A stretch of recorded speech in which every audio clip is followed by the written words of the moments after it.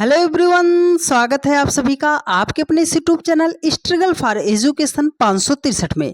प्यारे दोस्तों, आज के अपने इस वीडियो में हम रीजनिंग के टॉप 10 मोस्ट इम्पोर्टेंट और बार बार पूछे जाने वाले सवालों को सॉल्व करने वाले हैं।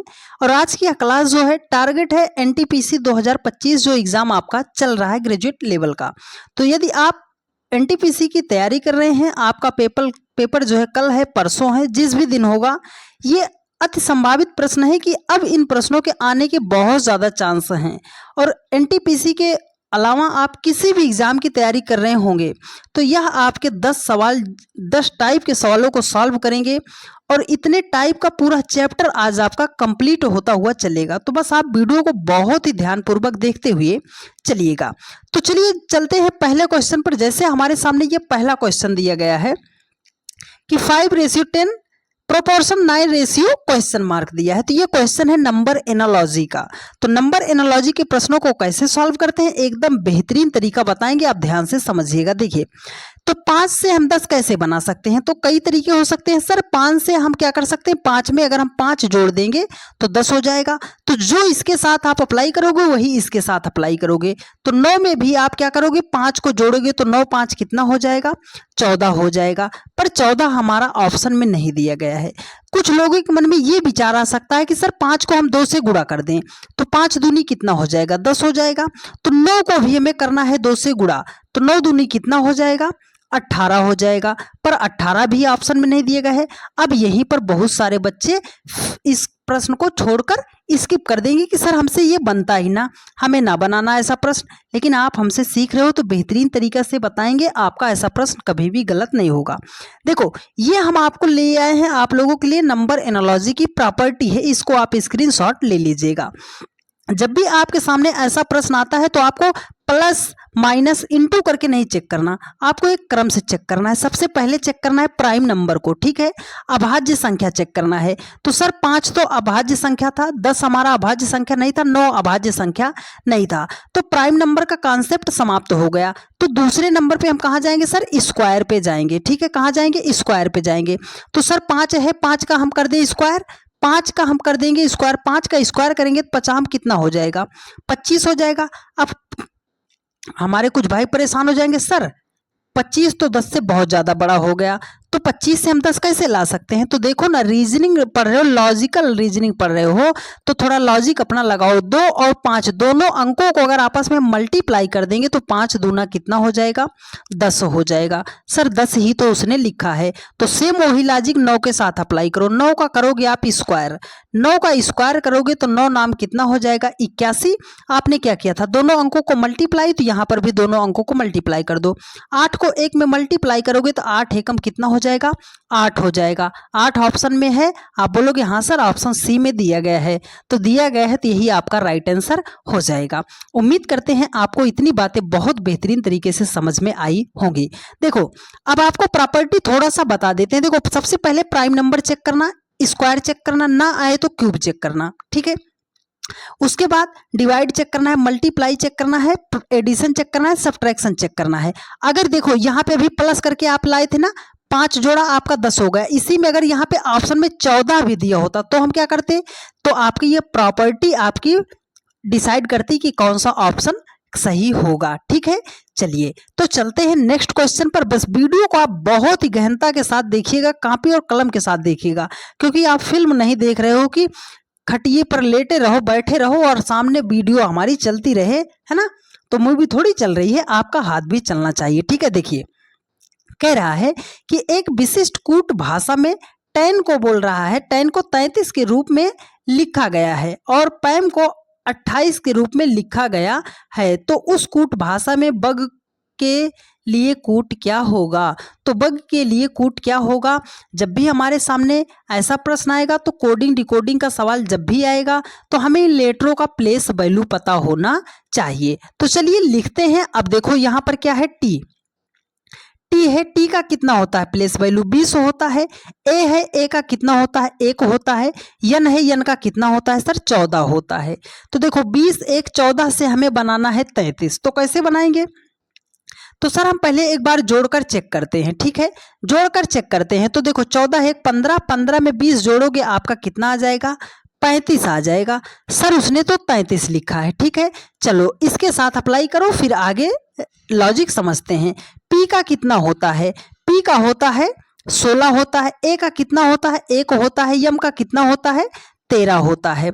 16 1 17 है ना, 17 3 20 10 कितना हो जाएगा? 30 हो जाएगा। सर उसने 28 लिखा है। देखो इन सभी को जोड़ने पर 35 आ रहा था, उसने 33 लिखा है, तो 35 से 33 हम कैसे बना सकते हैं? सर -2 कर देंगे। अगर 35 में से 2 माइनस कर देंगे तो 33 हो जाएगा।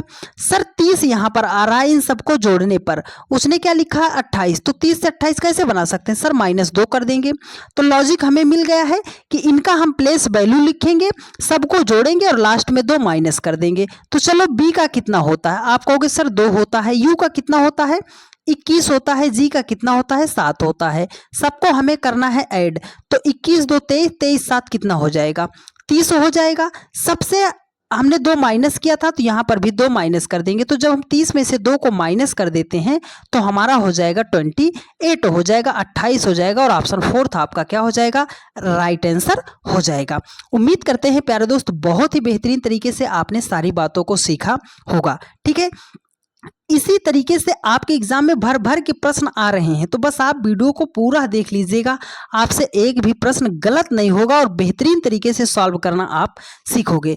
देखिए ये क्वेश्चन है, कह रहा है कि 7 लोग A B C D E F G और एफ और जी उत्तर की ओर मुख करके एक सीधी पंक्ति में बैठे हैं। ए और जी के बीच केवल 3 व्यक्ति बैठे हैं। ए के बाईं ओर केवल 2 व्यक्ति बैठे हैं। एफ जी का निकटतम पड़ोसी नहीं है। एफ ई के दाएं से दूसरे स्थान पर बैठा है। सी बी के ठीक दाएं बैठा है। पंक्ति के अंतिम छोर पर कौन बैठा है? ये क्वेश्चन है सिटिंग अरेंजमेंट का। सिटिंग अरेंजमेंट का क्वेश्चन है, ये आसान बहुत होता है, आसान बहुत होगा, बस ये टाइम टेकन होगा, टाइम ज़्यादा आपका इतना बड़ा क्वेश्चन देकर टाइम ये खराब करने के लिए दिया जाता है। ऐसा बेहतरीन तरीका बताऊंगा कि आपका प्रश्न गलत नहीं होगा और जल्दी से जल्दी आप इसको सॉल्व कर ले जाओगे, लेकिन बातों को आपको ध्यान से समझना पड़ेगा डियर फ्रेंड, ठीक है। देखिए ये देखो, इसमें एक वर्ड है कि उत्तर की ओर मुख करके बैठे हैं और एक सीधी पंक्ति में बैठे हैं।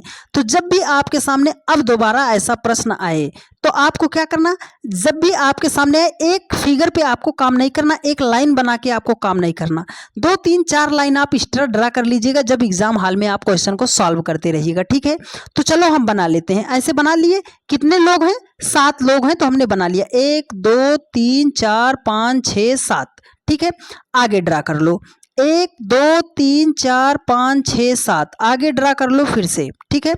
1 2 3 4 5 6 7, ये आगे आप खींच ले रहे हो। अभी बताएंगे इसका फायदा क्या है। देखो इसने कहा है कि उत्तर की ओर, इन सभी का मुंह जो है उत्तर की ओर है, तो जब उत्तर की ओर मुख है मतलब जिधर आप देख रहे हो उधर ये भी देख रहे हैं, तो आपका दाहिना जो होगा इनका दाहिना होगा, आपका बायां इनका बायां होगा। इतनी बात आपको पता होनी चाहिए। अब चलो इनको बैठाते हैं। देखो कह रहा है कि ए और जी के बीच केवल 3 व्यक्ति बैठे हैं, तो ए और जी के बीच जो है 3 व्यक्ति बैठे हैं। तो मान लिया हमने ए यहाँ पे बैठा है, तो जी कहाँ पे बैठाएंगे? 1 2 3 व्यक्ति हैं ए और जी के बीच, ठीक है, यहाँ हो गए। अगर हमने मान लिया कि ए जो है हमारा, ए यहाँ पे बैठा रहा होगा, तो जी कहाँ होगा? 1 2 3, जी हमारा यहाँ होगा, ठीक है। अब सर अगर तीसरे स्थान पर ए हमारा रहा होगा तो जी तो हमारा सबसे लास्ट में चला जाएगा, ठीक है। अब ये फायदा इससे क्या हुआ कि हमें ये पता चल गया कि कैसे बैठाना। अब देखो कह रहा है कि ए के बाईं ओर केवल 2 व्यक्ति बैठे हैं। ए के बाईं ओर केवल 2 व्यक्ति बैठे हैं, तो ए के बाईं ओर केवल 2 व्यक्ति, यहाँ पर तो ए के बाईं ओर कोई नहीं, तो ये फिगर हमारा नहीं बनेगा। ए के बाईं ओर 2 व्यक्ति बैठे हैं, तो सर यहाँ पर तो एक ही व्यक्ति था, तो ये फिगर भी हमारा नहीं बनेगा। तो अब यहाँ पे देखो ए के बाईं ओर कितने व्यक्ति बैठे हैं? 2 व्यक्ति, तो बाईं ओर 2 ही व्यक्ति तो बैठे हैं। देखिए कह रहा है कि एफ जी का निकटतम पड़ोसी नहीं है। ये जो एफ है ना वो जी के निकटतम पड़ोसी नहीं है, मतलब एफ जो है यहाँ नहीं बैठ सकता, तो एफ को हम और कहीं बैठा देंगे, लेकिन उससे आगे चलते हैं। देखो कह रहा है कि एफ जो है ई के दाएं दूसरे स्थान पर बैठा है। एफ जो है ई के दाएं ओर, तो यहाँ पे बैठ नहीं सकता है ना, दाएं ओर दूसरे स्थान पर है। अब यहाँ पे नहीं सेट हो रहा है तो यहाँ पे बैठा रहे। देखो ई एफ जो है ई के दाईं ओर, तो हमने ई को यहाँ पे बैठा दिया। ई के दाईं ओर दूसरे स्थान पर कौन है, एफ है, तो पहला स्थान दूसरा स्थान यहाँ हो गया। ठीक है, अब देखो सी जो है बी के ठीक दाएं बैठा है। ये सी जो है ना ये बी के ठीक दाएं बैठा है, तो यहाँ पर तो बैठ नहीं सकता क्योंकि एक ही व्यक्ति है, यहाँ पर दो जगह है। ये जो सी है वो बी के ठीक दाएं बैठा है, तो दाया इधर होगा क्योंकि आपके ही समकक्ष है। तो देखो सी जो है बी के ठीक दाईं ओर बैठा है, कंडीशन हमारा फुलफिल हो गया। अब ये पूछ रहा है कि पंक्ति के अंतिम छोर पर कौन बैठा है, मतलब यहाँ पर कौन बैठा है। तो इसमें कितने लोग थे, A B C D E F G. देखो ए हो गया, बी हो गया, सी हो गया, डी मिस हो रहा है ना, हमारा कौन सा मिस हो रहा है, डी मिस हो रहा है। डी ऑप्शन थर्ड में है और यही आपका राइट आंसर हो जाएगा। आप जाइएगा चैप्टर का सवाल उठाइएगा, कोई सा भी सवाल आप बनाइएगा, लेकिन 2-3 फिगर आप एक्स्ट्रा बना लीजिएगा, आपको ही उससे फायदा होगा। क्वेश्चन गलत होने के चांसेस कम रहेंगे और आपका टाइम भी मैनेज हो जाएगा। ठीक है, चलिए नेक्स्ट क्वेश्चन पर चलते हैं। ये क्वेश्चन है कैलेंडर का। कैलेंडर का क्वेश्चन जब भी आता है तो मैक्सिमम बच्चों के मन में ब्लेंडर ही ब्लेंडर चलता है कि सर हमें कोड नहीं याद होता है ना। तो चलो देखो अभी हम बताते हैं। देखिए कह रहा है कि एक विशिष्ट वर्ष में 12 अगस्त को सोमवार था, तो उसी वर्ष 26 सितंबर को कौन सा दिन होगा। अगर 12 अगस्त को सोमवार था तो उसी वर्ष 26 सितंबर को कौन सा दिन होगा। तो देखो इसको जब भी आपके सामने अब ऐसा कभी भी प्रश्न आएगा तो आप इस डेट को नोट कीजिए। कितना लिखा है उसने, 12 अगस्त, तो हमने यहाँ पे बना लिया 12। कौन सा महीने की बात कर रहा है, अगस्त की बात कर रहा है, हमने अगस्त को लिख लिया। ठीक है, अगला कह रहा है कि 26 सितंबर, तो हमने लिख लिया 26 सितंबर, हमने लिख लिया कि ये सितंबर है। ठीक है, 26 सितंबर है। ये देखो उसी वर्ष, इसने कहा है किसी विशिष्ट वर्ष में इतना है, उसी वर्ष, एक शब्द यहां से हमें पता चल गया कि उसी वर्ष। अगर ये 2010 रहा होगा तो ये भी 2010 है, ये 2012 रहा होगा तो ये भी 2012 है। तो अब आपको एक बात बताओ, अगर हम आपसे कहें कि 12 से आप 26 पे जाना पड़े आपको, तो 12 में कितना जोड़ोगे कि आप 26 हो जाए। आप बोलोगे सर 14 जोड़ेंगे तब हमारा 26 होगा। अब अगस्त का कोड कितना होता है, तो अगस्त महीने का कोड आपका 2 होता है। मई जून अगस्त 142 होता है, 2 होता है। ठीक है, सितंबर का कोड कितना होता है, 5 होता है। अब वही लॉजिक अगर हम आपसे कहें कि 2 से आप 5 पे चले जाओ, तो 2 से आपको 5 जाने के लिए क्या करना पड़ेगा, +3 जोड़ना पड़ेगा। तो वो +3 हमने यहाँ पर लिख दिया। अब देखो ये भी प्लस ए भी प्लस, तो 14 में अगर हम 3 को जोड़ेंगे तो हमारा कितना हो जाएगा, ये हो जाएगा +17। हमें दिन निकालना है, ये 17 है, दिन हमें निकालना है। तो हम कैसे निकालेंगे सर, 17 आ गया है, एक सप्ताह में 7 दिन होते हैं, तो इसको हमने 7 से डिवाइड कर दिया, तो 7 दूनी कितना हो जाएगा, 14 हो जाएगा। रिमाइंडर शेषफल आपका कितना आ जाएगा, 3 आ जाएगा। सर इन दोनों को जब हमने जोड़ा तो यहाँ पर प्लस आया, अगर प्लस आएगा तो जो डेट दिन यहाँ पे दिया है, जो दिन यहाँ पर दिया है उसमें ये शेषफल आप जोड़ देना।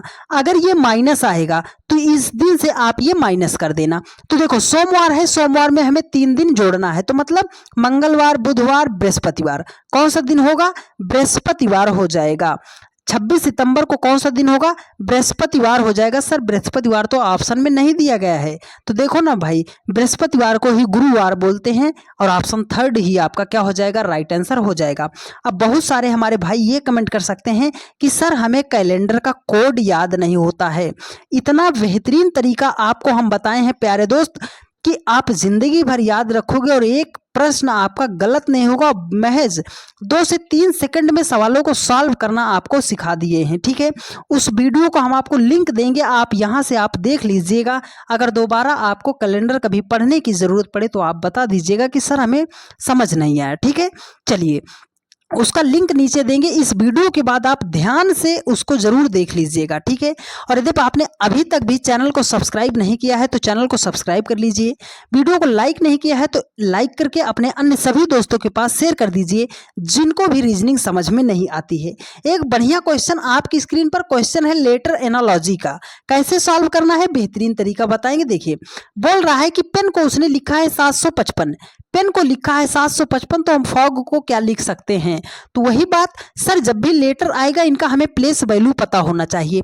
बहुत लोग बोलेंगे कि सर हमें प्लेस वैल्यू नहीं याद होता। कमेंट कीजिएगा, आपके लिए कल एक वीडियो स्पेशल बना दी जाएगी कि आप कोड याद कैसे कर सकते हो। इतना बेहतरीन तरीका बताएंगे कि जिंदगी भर आपका कोड कभी भूलेगा ही नहीं। ठीक है, आप कमेंट करके बता दीजिएगा कि हमें सर कोड याद करा दीजिए। देखिए पेन को लिखा है 755, तो कोड का हम प्लेस वैल्यू पहले लिखते हैं। यहाँ पर क्या है पी, पी को हम क्या लिख सकते हैं सर 16 लिखेंगे। ई का कितना होगा 5 होगा, एन का कितना होगा 14 होगा। उसने इसको लिखा कितना है सर 755 लिखा है। ठीक है, 755 लिखा है। तो देखो 16, अगर हम 16, 5 और 14 को जोड़ भी लेंगे तब भी हमारा 755 नहीं आएगा। अगर इनको हम मल्टीप्लाई भी कर लेंगे तब भी हमारा 755 नहीं आएगा। मतलब बहुत दूर दूर लिखा है। तो एक लॉजिक हमें यहाँ दिख रहा है कि अगर 5 को उसने 5 ही लिखा हो तो सर हम क्या कर सकते हैं, 16 को 7 कैसे बना सकता है। वही बात हम बताएं कि लॉजिकल रीजनिंग पढ़ रहे हो तो आपको लॉजिक सेट करना आना चाहिए। अगर हम बोल रहे हैं कि 6 और 7 को, अगर 6 और 1 को अगर हम जोड़ ले रहे हैं तो 6 1 कितना हो जाएगा 7 हो जाएगा। उसी प्रकार से 4 और 1 को जोड़ेंगे तो 4 1 कितना हो जाएगा 5 हो जाएगा। लॉजिक हमें मिल गया ना कि जिसमें डबल डिजिट है उन डबल डिजिट को जोड़कर एक सिंगल डिजिट बना लेना। ठीक है, और जिसमें सिंगल डिजिट है उसको ऐसे रहने देंगे।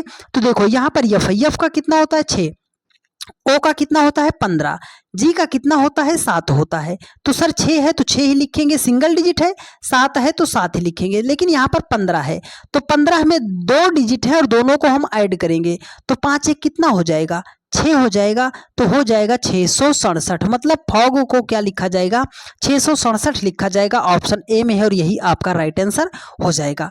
ठीक है, उम्मीद करते हैं प्यारे दोस्त बहुत ही बेहतरीन तरीके से आपने सीखा होगा। चलिए नेक्स्ट क्वेश्चन पर चलते हैं।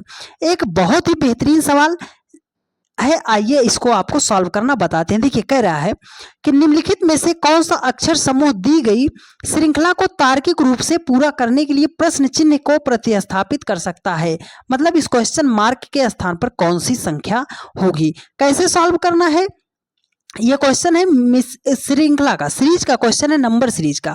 तो हमें प्लेस वैल्यू पता होना चाहिए डियर फ्रेंड्स। पूरे लॉजिकल रीजनिंग में 8 से 10 क्वेश्चन ऐसा आएगा कि आपको जो है इसका प्लेस वैल्यू पता ही होना चाहिए, नहीं तो आप गलती करोगे। तो देखो यहाँ पे अगर हम प्लेस वैल्यू लिखते हैं तो सर पी का हमारा 16 होता है, एस का हमारा 19 होता है, यू का हमारा 21 होता है, जी का हमारा 7 होता है, बी का हमारा 2 होता है, यल का हमारा 12 होता है। यहाँ पर लिखा है ओ का हमारा 15 होता है, टी का हमारा 20 होता है, टी का हमारा 20 होता है। इसने लिखा है एफ को 6 लिखेंगे, सी को हम 3 लिखेंगे, के को 11 लिखेंगे। लॉजिक लगाने का प्रयास करते हैं कि लॉजिक क्या बनेगा। देखो सीरीज का प्रश्न आए तो एक एक नंबर को हम देखेंगे। देखो अगर हमें 16 से 7 बनाना पड़े तो हम क्या करेंगे, 16 से अगर हमें 7 बनाना है तो हम क्या करेंगे सर -9 करेंगे। 16 से 9 घटाएंगे तब भी हमारा 7 आएगा। अगर अब इस लास्ट को देखो 15 से अगर हमें 6 बनाना है तो 9 माइनस करना पड़ेगा। ठीक है, 15 से 6 बनाना है तो 9 माइनस करना पड़ेगा। अगर यहाँ पे क्या है 19 है ना, 19 से हमें 2 बनाना है तो 17 माइनस करना पड़ेगा। ये आपको ध्यान देना है, 19 से अगर हमें 2 बनाना है तो 17 माइनस करना पड़ेगा। ठीक है, अगर 20 से हमें 3 बनाना है तो 17 माइनस करना पड़ेगा। ठीक है, 17 माइनस करना पड़ेगा। तो 17 तो हम माइनस कर देंगे ये, ठीक है 17 माइनस कर देंगे। अब ये देखो अगर 21 से हमें 12 बनाना है तो 21 से 12 बनाने के लिए हम क्या करेंगे सर, 21 से अगर हम 9 माइनस करेंगे तो 12 हो जाएगा। 20 से अगर हमें 11 बनाना है तो 9 माइनस करना पड़ेगा। मतलब क्या हुआ है सर कि देखो पहले उसने क्या किया 9 माइनस किया है, पहली संख्या से 9 माइनस किया है। ठीक है, तो अगर यहाँ पर क्या है 7 है, 7 से हम 9 माइनस करेंगे तो हमारा तो सर -2 आ जाएगा। अब बहुत सारे बच्चे परेशान कि माइनस, अगर हम इससे 9 माइनस कर दे रहे हैं तो -2 आ जाएगा। -2 के स्थान पर क्या होगा, नहीं तो -2 के स्थान पर नहीं जाना आपको। जी है, जी से आप 7 अंक पीछे आओगे, कहाँ पहुंचोगे, जी से आप 7 अंक पीछे आओगे, आप पहुंचोगे जेड पे। जेड से आपको कितना अंक पीछे आना है, 2 अंक पीछे आना है, तो आप कहाँ पहुंचोगे सर एक्स पे। एक्स वाई जेड कहाँ पहुंचोगे, एक्स पे पहुंच जाओगे। तो एक्स से कौन सा ऑप्शन शुरू है, ऑप्शन सी है। लेकिन हमें थोड़ा और लॉजिक्स पे चलना है, ठीक है। देखो यहाँ पर क्या है, यल है, यल से 9 माइनस करोगे, यल का 12 होता है, 12 से 9 माइनस करोगे आप पहुंचोगे 3 पे। 3 पे कौन सा लेटर आता है, आप बोलोगे सर सी आता है। एक्स से शुरू हो और सी पे समाप्त हो तो वो तो ऑप्शन थर्ड में है और यही आपका राइट आंसर हो जाएगा, ठीक है। आपको प्लेस वैल्यू अगर पता होगा तो आप बेहतरीन तरीके से सॉल्व कर ले जाओगे। चलिए एक बढ़िया सवाल, इसका जवाब आप देने का प्रयास कीजिएगा। देखिए कह रहा है कि 4 शब्द दिए गए हैं जिनमें से 3 किसी न किसी तरीके से एक समान है और एक असंगत है। उस असंगत शब्द का चयन कीजिए। मतलब इसमें से 4 दिए गए हैं, 3 एक प्रकार से समान हैं, एक कोई अलग है, उसे हमें निकालना है कि कौन सा अलग है। तो लिपिक है, न्यायालय है, योद्धा है, अभिनेता है, इन चारों में से कौन सा अलग है। तो देखो लिपिक क्या होता है, जो हम बोलते हैं टाइप राइटर जिसको बोलते हैं, जो लिखने का कार्य करता है, ठीक है। योद्धा जो होता है वो लड़ने का कार्य करता है, अभिनेता जो होता है वो एक्टिंग करता है। मतलब ये तीनों पे जिस पे हमने टिक किया, ये तीनों क्या है, एक व्यवसाय से रिलेटेड है। क्या है, एक व्यवसाय से रिलेटेड है, एक कि हमारा कोई काम धंधे से रिलेटेड है। लिपिक का कोई काम है तो टाइपिंग करेगा, योद्धा है तो वो लड़ने का काम करेगा, अभिनेता है तो वो एक्टिंग करेगा। लेकिन न्यायालय क्या है, आप बोलोगे सर न्यायालय तो एक स्थान है ना, न्यायालय क्या है, एक स्थान है। तो सिंपली ऐसे समझो कि ये तीनों काम जो है एक प्रकार से व्यवसाय है कि हम कुछ काम कर रहे हैं, लेकिन ये न्यायालय जो है ये हमारा स्थान है, ठीक है।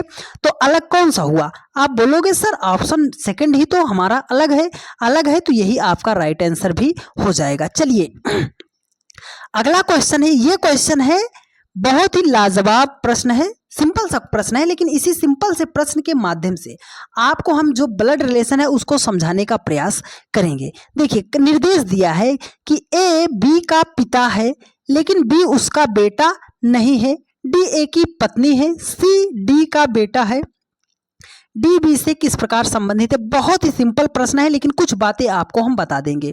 देखो जब भी आपके सामने ब्लड रिलेशन का प्रश्न आए इसको आप स्वयं के ऊपर लेकर सॉल्व कीजिएगा। स्वयं के ऊपर मतलब ये मान लो आप हो, अब बोला वो पिता, तो पिता जैसे बोला तो आपके ऊपर ही पिता होंगे। जैसे वो बोला आपका बेटा, तो वो तो सर बेटा हमारे बाद ही आएगा। अगर वो बोला माँ, तो माँ हमारी जो है वो तो पिता के समकक्ष हो जाएंगी, ठीक है। अगर आपके सामने फीमेल को लिखना पड़ेगा तो फीमेल को एफ माइनस, फीमेल को माइनस से दर्शा देंगे, मेल को हम दर्शा देंगे प्लस से। अगर उसमें कहीं विवाहित युग्म आएगा तो इसको इस डबल बॉन्ड से दर्शाएंगे अपनी सुविधा के लिए। इतनी बात आपको ध्यान में रखते हुए चलना है, ठीक है। आइए सॉल्व कर देते हैं इस प्रश्न को। देखिए कह रहा है कि ए जो है बी का पिता है। अगर हमने मान लिया कि ए है, ए रुको इसे ऊपर थोड़ा बना देते हैं कि ए जो है वो क्या है, बी का पिता है, बी का पिता ए है तो ए का बेटा बी होगा, और जैसे ही बेटा होगा बी कहाँ जाएगा, नीचे जाएगा, है ना। लेकिन ए जो है बी का पिता है, तो ए जो है बी का पिता है, लेकिन देखो कह रहा है कि बी उसका बेटा नहीं है। ये बेटा नहीं है तो बेटा नहीं है तो क्या होगा, एक माँ बाप के 2 ही संतान होते हैं। सिंपली मान लो कि या तो बेटा होगा या तो बेटी होगा, है ना, या तो बेटा होगा या तो बेटी होगा या थर्ड जेंडर होगा। लेकिन जब बेटा नहीं है तो हम उसको मान ले रहे हैं कि वो बेटी है, ठीक है, बेटी है। अब देखो कह रहा है कि डी ए की पत्नी है, डी ए की पत्नी है, ए यहाँ पर है, ए की पत्नी है तो हमने बताया डबल बॉन्ड बना लेना। डी जो है ए की पत्नी है तो हमने इसको माइनस से दर्शा दिया। कह रहा है कि सी डी का बेटा है, डी का बेटा सी है तो जैसे ही बेटे का बात आया वो नीचे चला गया। सी जो है डी का बेटा है, बोल रहा है कि डी बी से किस प्रकार संबंधित है। ये जो डी है वो बी से किस प्रकार संबंधित है, तो डी जो है बी का क्या लगेगी या लगेगा। तो सर ये तो इसकी अगर पत्नी है, ये इसका पिता है, ये इसकी पत्नी है, तो बी का जो है डी जो है बी का क्या लगेगी, आप बोलोगे सर माँ लगेगी। क्या लगेगी, माँ लगेगी। इसको आप प्लस माइनस कर लेने, हमें जेंडर यहाँ पे कंफर्म नहीं है, ठीक है। हाँ, तो क्या लगेगी, माँ। माँ ऑप्शन थर्ड में है और यही आपका राइट आंसर हो जाएगा, ठीक है। चलिए नेक्स्ट क्वेश्चन पर चलते हैं। एक बढ़िया सवाल, इसका प्रश्न, कथन निष्कर्ष का प्रश्न जब भी आता है सैलोलिज्म न्याय निगमन का, तो बहुत सारे बच्चे इसको सॉल्व करने से घबराते हैं या तो गलत कर देते हैं। लेकिन आज के बाद आपका प्रश्न गलत नहीं होगा, ध्यान से समझिएगा, बेसिक भी बताएंगे आपको बढ़िया तरीके से। देखिए कह रहा है, जब भी आपके सामने ऐसा प्रश्न आए तो मेरी एक बात आप ध्यान से समझिएगा। देखो थोड़ा सा बना देते हैं, ये जो अंदर है, मान लो हमने इसका नाम ए लिख दिया, हम कह रहे हैं कि ये वाला जो है क्या इस बाहर वाले में पूरा है, इसका हमने नाम लिख दिया बी। ये अंदर वाला बाहर वाले में पूरा है या नहीं है, तो आप बोलोगे सर ये जब इसके अंदर ही कैद है तो ये अंदर पूरा ए जो है ये बी है। मतलब जब अंदर से बाहर की तरफ जाएंगे तो वहां पे रिलेशन लगेगा सभी का, कि सभी ए जो है क्या है, बी हैं। अगर हम आपसे कहें कि सभी बी ए हैं तो आप बोलोगे हो सकता है, हो भी नहीं सकता। तो बाहर से अंदर की तरफ जब भी जाएगा तो वहां पे क्या लगेगा, कुछ का रिलेशन दर्शाया जाएगा, ठीक है। एक दूसरा केस, हमने कह दिया कि ए, सभी ए जो हैं वो बी हैं, सभी ए जो हैं वो बी हैं, सभी ए जो हैं वो बी हैं। हमने कह दिया कि कोई भी बी जो है वो सी नहीं है, ये कोई भी बी जो है ये सी नहीं है। तो अब हम आपसे कहें क्या कुछ ए जो है बी हैं, तो आप कैसे अपना कॉमन सेंस यूज करोगे कि सर सारा ए जो है बी है। अब वो बोल दिया कि कोई बी जो है सी है, ये नहीं है, तो सारा ए भी हमारा सी नहीं होगा। ये बात आपको ध्यान में रखते हुए चलना है। आइए सवाल पे अप्लाई करते हैं। देखो कह रहा है कि कोई भी कार, जितनी भी कार है वो लाल नहीं है। तो हमने कहा जितनी भी ये हमारी कार है, ये एक भी कार जो है ये लाल नहीं है, मतलब कोई भी कार जो है ये लाल नहीं है। कह रहा है कि सभी लाल नीली हैं, ये जितनी भी लाल हैं ये सब क्या हैं, नीली हैं, सभी लाल क्या हैं, नीली हैं। अब कह रहा है कि कुछ नीली कार नहीं है, कुछ नीली कार नहीं है। तो अब इस पे हम लॉजिक कैसे लगाएंगे, थोड़ा सा अपने दिमाग को ठंडा करके रखना। देखिए कह रहा है कि कुछ नीली जो है कार नहीं है, हमने कहा कि सभी लाल जो है वो नीली हैं, तो कुछ नीली कार नहीं है। हाँ, क्योंकि जितनी लाल हैं वो नीली तो हैं, लेकिन कोई भी लाल क्या होगा, कार नहीं होगा, है ना। तो पहला तो ऑप्शन सही हो जाएगा। देखो कोई भी लाल जो है कार नहीं है, कोई भी लाल कार नहीं है, तो उसने पहले ही लाइन में बोल दिया कि कोई भी कार लाल नहीं है, तो कोई भी लाल जो है कार नहीं है, नहीं होगा। तो सेकंड भी आपका सही हो जाएगा ना। तो मतलब क्या होगा कि पहला भी निष्कर्ष सही अनुसरण करता है, दूसरा भी निष्कर्ष अनुसरण करता है, मतलब दोनों अनुसरण करते हैं। तो ये हो जाएगा ऑप्शन फर्स्ट में और यही आपका राइट आंसर हो जाएगा, ठीक है। चलिए नेक्स्ट क्वेश्चन पर चलते हैं।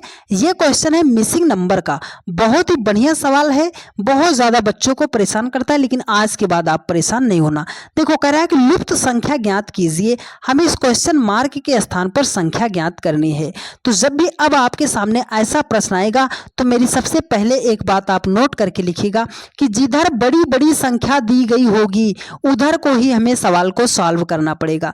जिधर बड़ी बड़ी संख्या दी गई होगी उधर को ही हमें सवाल को सॉल्व करना है। और जब भी छोटी छोटी संख्या से बड़ी संख्या बनाई जाएगी तो मल्टीप्लाई, स्क्वायर और क्यूब आप ध्यान में रखते हुए चलिएगा।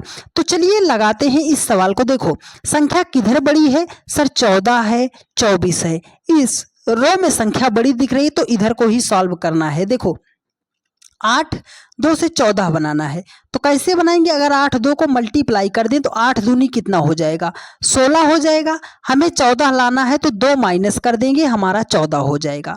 9 और 3 से 24 बनाना है, तो 9 3 को अगर हम मल्टीप्लाई कर दें तो 9 3 कितना हो जाएगा, 27 हो जाएगा। हमें 24 लाना है तो 3 माइनस कर देंगे तो हमारा 24 हो जाएगा।